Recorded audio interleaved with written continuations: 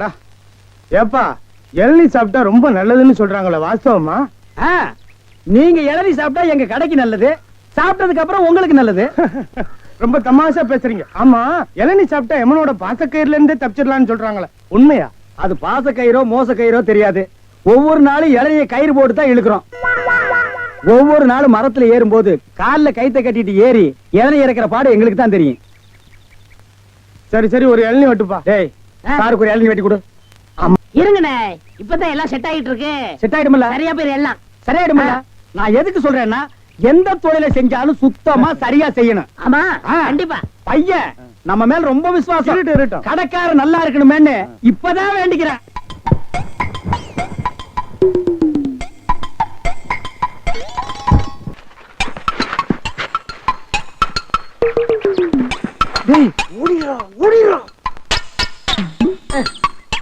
டேய் இருடா, அவசரப்படாத.